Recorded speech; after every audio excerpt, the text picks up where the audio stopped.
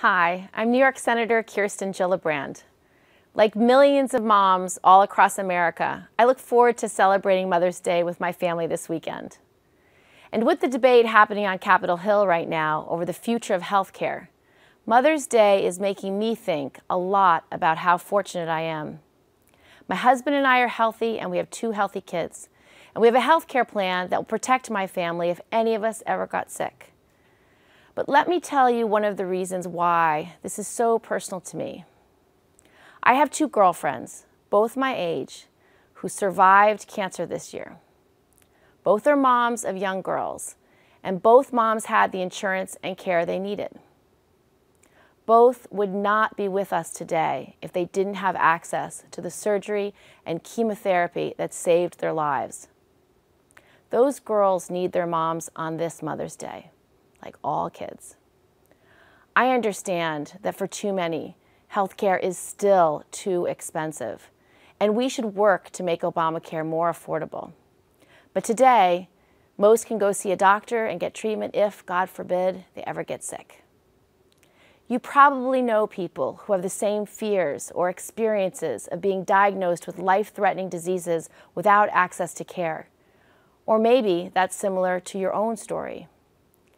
So when you see a congressman say this to his constituents, you are mandating people on Medicaid except dying. You are making a mandate. No one wants anybody to die. You know, that line is so indefensible. Nobody dies because they don't have access to health care. It's time to stop the nonsense and put people over politics.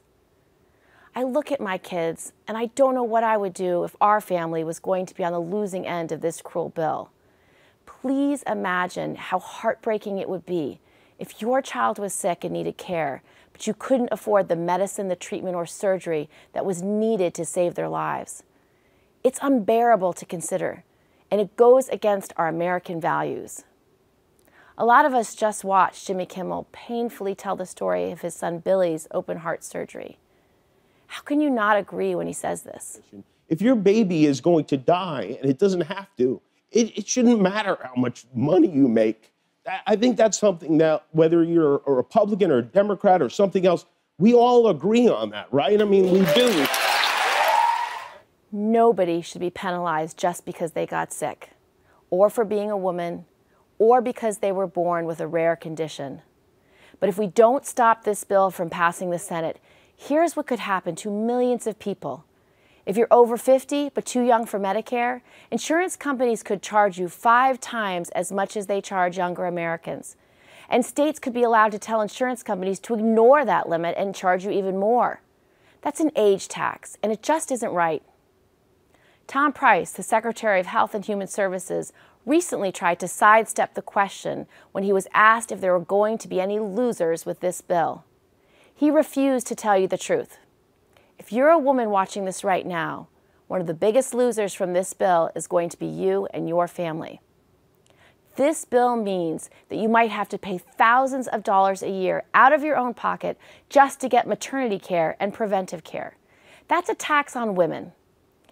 Here in the Senate, the health care bill is being written by 13 men. Even for Washington, that's shocking.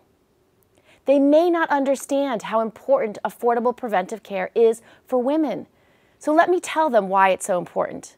Millions of women all across America rely on their health insurance to pay for their breast exams to detect breast cancer and their screenings for cervical cancer every single year. Do they know how much birth control pills cost each month, or any other prescription needed for reproductive care? Do they pay those bills? Do they realize that Planned Parenthood provides that basic care for 2.5 million people every single year? This care saves lives, whether they believe it or not. If you don't like the sound of this bill, you're not alone. Millions of Americans have been raising their voices and speaking out against this legislation. Healthcare should not be for the wealthy and privileged only. No one should be forced into bankruptcy because they are sick. So I urge you to join us and oppose this bill. Write a letter to the editor, spread the word on social media, call your representative, tell them how this bill would personally hurt you, and get everyone you know to call them too. This issue affects all of us. Please be heard.